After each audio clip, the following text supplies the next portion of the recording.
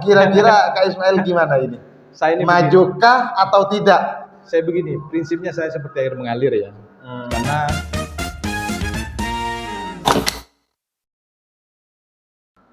Assalamualaikum warahmatullahi wabarakatuh. Kembali lagi bersama Abuya Official, di mana kali ini bersama Ketua Demokrat dan beliau senior Abuya sendiri, Kanda Ismail.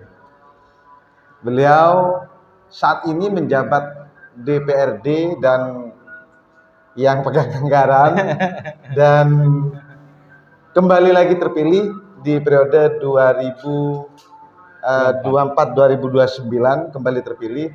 Abuya mengajak pemirsa untuk mendengarkan langsung dari Ketua Demokrat, di mana rekomendasi mengarah ke siapa. Kita dengarkan langsung dari Ketua DPC Demokrat Kabupaten Pamekasan. Dan sebelumnya sampaikan ke pemirsa Kak tentang Kak Ismail. ya, Assalamualaikum warahmatullahi wabarakatuh. Senang sekali pagi ini bersama Abuya Official hadir untuk menyampaikan banyak hal, terutama terkait dengan perkembangan politik Pamekasan terkini ya. Betul. Situasi dan kondisi menuju 27 November 2024 Pilkada ya. Hari ini memang Demokrat sudah membuka pendaftaran ya sejak 22 April sampai 22 Mei. Iya. Alhamdulillah banyak yang berminat, apakah itu sebagai cabub ataupun cawabub. Kapan waktu tutup Demokrat ini? Waktu tutup sesuai dengan Des Pilkada ya, pansel itu tanggal 22 Mei. 22 Mei. Ya. Informasi ada yang WA ke saya, ada yang telepon, masih akan ada yang mau ngambil formulir. Masih ada. Ya, Berarti mudah-mudahan ada kejutan ya. Iya, politik iya. ini kan serba kejutan. harus karena politik dinamis ya. Tentu harus ada pilihan-pilihan yang nantinya sampai saat ini belum terdengarkan, belum muncul di media tentunya. Insya Allah akan ada, tetapi siapakah gerangan? Biasanya politisi yang tahu, Abuya tidak tahu. Kita dengarkan langsung. Kira-kira Kak, dari pendaftar yang sudah mengembalikan formulir, apakah ada yang gambaran-gambaran yang kiranya rekomendasi Demokrat akan mengerucut ke A, B atau ke C begitu? Iya. Sampai detik ini kita akan terus memantau peta, kemudian kita juga hari ini sedang jalan ya. Kita ada tim khusus di DPC Demokrat ini, namanya tim asistensi, tim kecil yang hari ini turun secara silent ya, tidak perlu ini ya. Kita mendengar para tokoh Demokrat, mendengar masukan dari para tokoh. Apakah itu tokoh masyarakat, apakah itu tokoh agama, apakah itu tokoh pemuda, tokoh perempuan. Ini kita sudah beberapa waktu yang lalu turun mendengar apa keinginan masyarakat Pamekasan untuk Pilkada 2024-2029 ini. Karena kan mesti beda antara 2018 dengan 2024. Betul. Ini situasinya berbeda. Betul. Kemudian keinginan masyarakat juga mesti berbeda begitu. Makanya kita ingin sebenarnya kita ingin mendengar langsung ya yang ingin disampaikan beliau, terutama terkait persoalan Pamekasan. Ini persoalan Pamekasan ini mau kita olah seperti apa? Iya. Baru setelah itu kita bicara kriteria ya.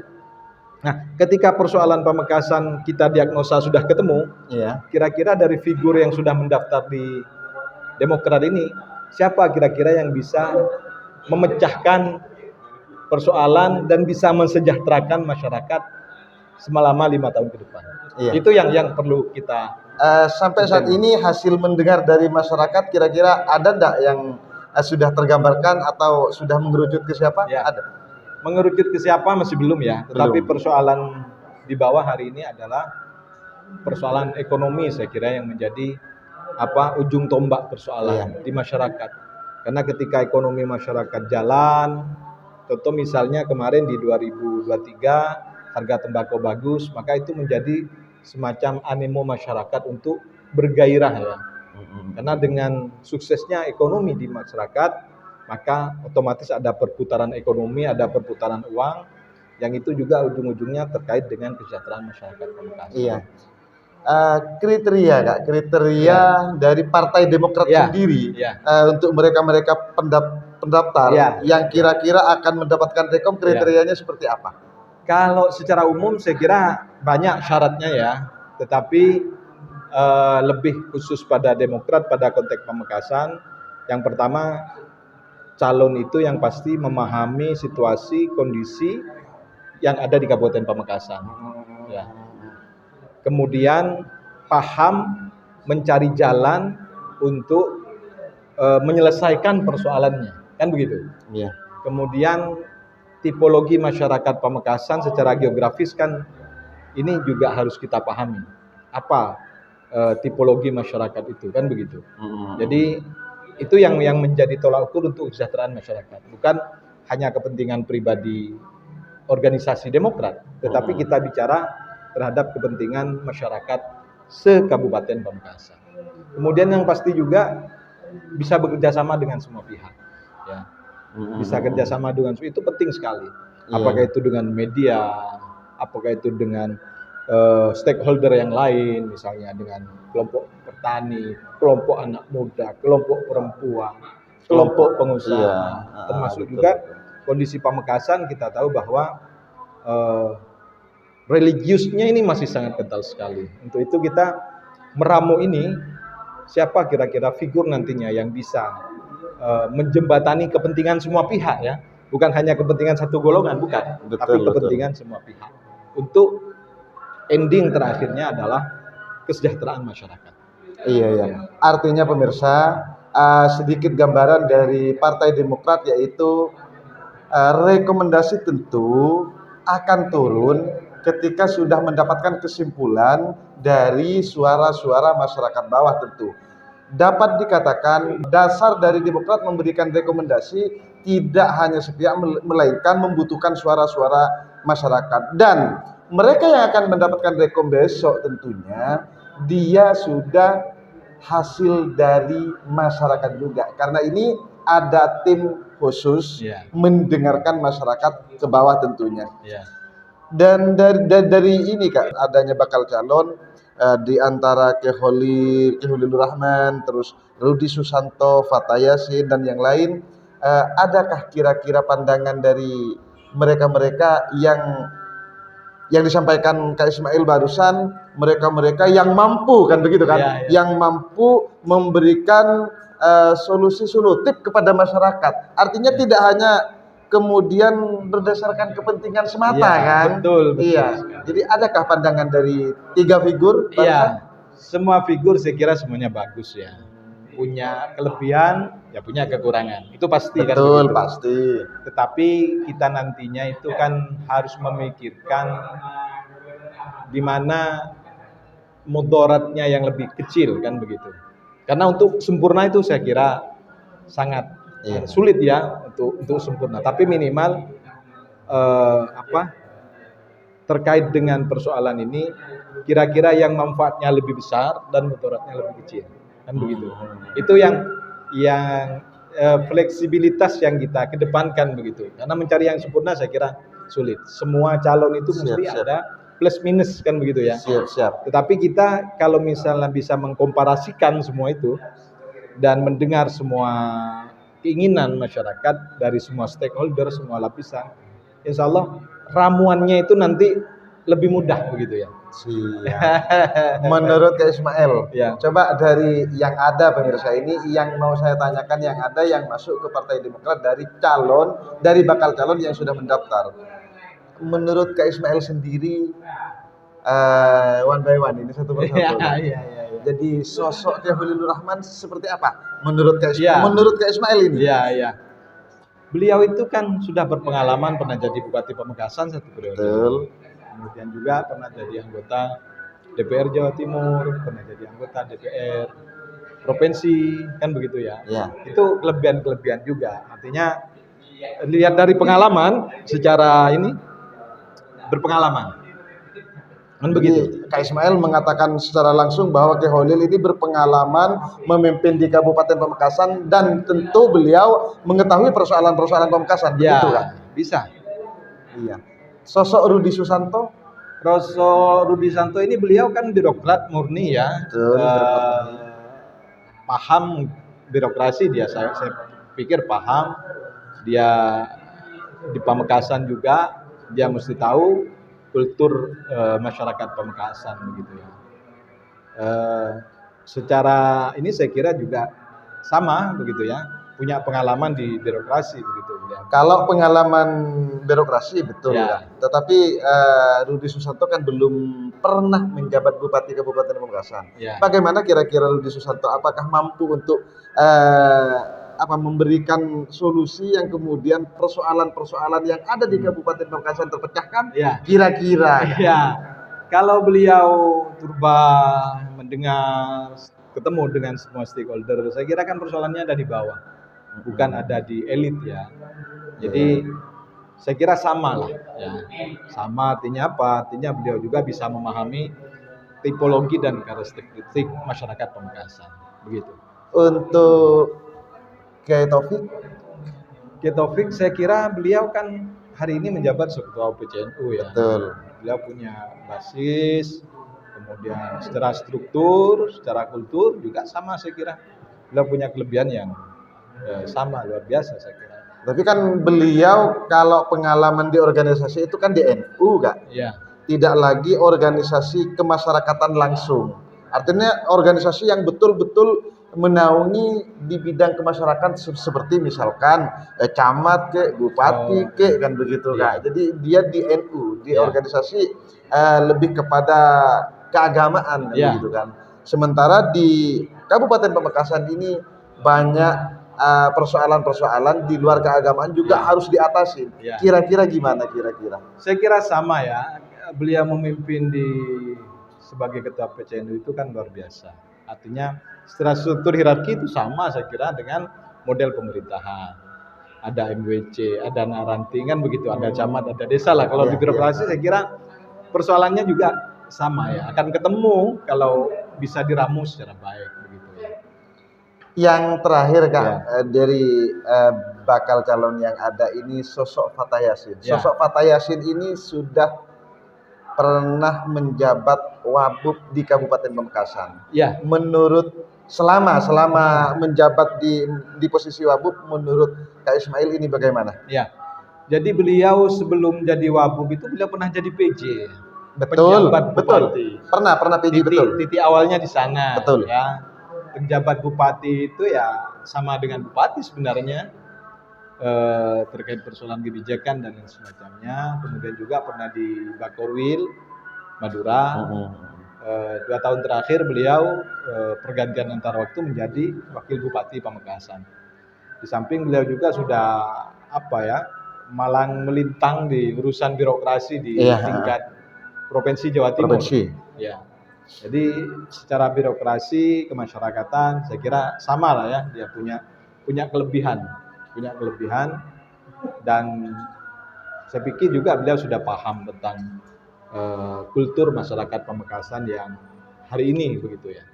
Kemudian juga apa yang harus dilakukan itu sebenarnya beliau sudah memahami, karena beliau saya yakin sudah paham postur anggaran seperti apa, fiskal kita bagaimana, dan tipologi masyarakat Pamekasan seperti apa. Saya kira beliau paham begitu, karena baru saja kan selesai menjadi wakil bupati Pamekasan. Dari barusan yang disampaikan satu persatu dari Kak Ismail, adakah yang lebih berpotensi? Saya kira untuk sementara sama ya. Potensinya untuk mendapatkan rekomendasi itu sama. Karena kalau bicara rekom itu wewenangnya Dewan Pimpinan Pusat Partai Demokrat. Kita ini ditugaskan hanya untuk menjaring bakal calon bupati maupun bakal calon wakil bupati. Siap, siap. Ya. Artinya pemirsa, siapapun yang mendapatkan rekom, itu rekomnya langsung dari DPP, bukan DPC ya. Ya. Jangan kemudian ketika yang mendapatkan rekom si A, oh si A itu punya komunikasi yang luar biasa, punya kedekatan yang luar biasa dengan ketua DPC misalkan. Ya, Tidak jadi seperti ya, itu juga, sama. melainkan itu berdasarkan evaluasi-evaluasi Ya. yang tentunya mendapatkan kesimpulan harus si A, kan begitu Ya. Kak ya. Dan lembaga survei jangan lupa. Iya. Lembaga survei. Melibatkan lembaga survei Lembaga juga. survei.